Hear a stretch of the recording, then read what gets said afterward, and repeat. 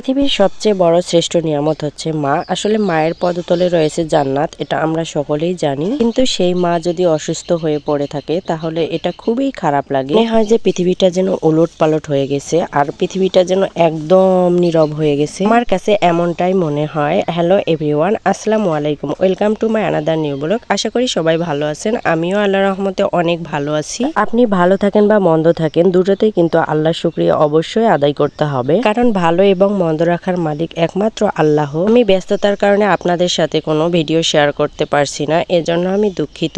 1.5 মাস থেকে আমি খুবই বিজি একটা সময় পার করছি। জানি না এই সময় কে কে পার করছেন, তবে আমার কাছে কিন্তু এই সময়টা খুবই কঠিন মনে হচ্ছে। মা বাবা অসুস্থ হলে সন্তানদের কাছে এই সময়টা কঠিন মনে হবে, এটাই স্বাভাবিক। 7:30টার সময় কিন্তু আমরা বেরিয়ে পড়লাম রংপুরের উদ্দেশ্যে মাকে ডাক্তার দেখানোর জন্য। আমার আবার কোনো ভাই নাই, তাই আমাকেই ভাইয়ের দায়িত্বটা পালন করতে হয়। তাদের ছেলে না থাকলে কি হবে, আমাকেই সবসময় তারা বড় ছেলের মতো মনে করে। আমি তাদের পাশে থেকে বড় ছেলের মতো দায়িত্বগুলো পালন করি, মেয়ে হিসেবে যতটুকু আর কি সম্ভব। তো মাকে ডাক্তার দেখানোর পর আমরা কিন্তু বাড়ির উদ্দেশ্যে রওনা দিলাম। এখন আমরা চলে যাব। হসপিটালের চারপাশের পরিবেশটা এত সুন্দর ছিল যে আমি একটু ভিডিও করে রাখলাম। মায়ের জন্য কিছু খাবার কিনতে হবে, এটা একদম মনে ছিল না, এজন্য আবার পীরগাছার উদ্দেশ্যে রওনা দিলাম। তো প্রথমেই আমি ফলের দোকানে আসলাম আর এখানে কিছু ফল কিনবো। আর মার খাবারের প্রতি কোনোই রুচি নাই, তো তাই আমি ফল কিনলাম। খাবারের প্রতি কোনো রুচি না থাকলে যেভাবে হোক জীবনটা তো বাঁচাতে হবে, তাই মায়ের পছন্দ মতো আসলে ফলগুলো আমি কিনে নিলাম, মা যেটা যেটা পছন্দ করে। তারপর হচ্ছে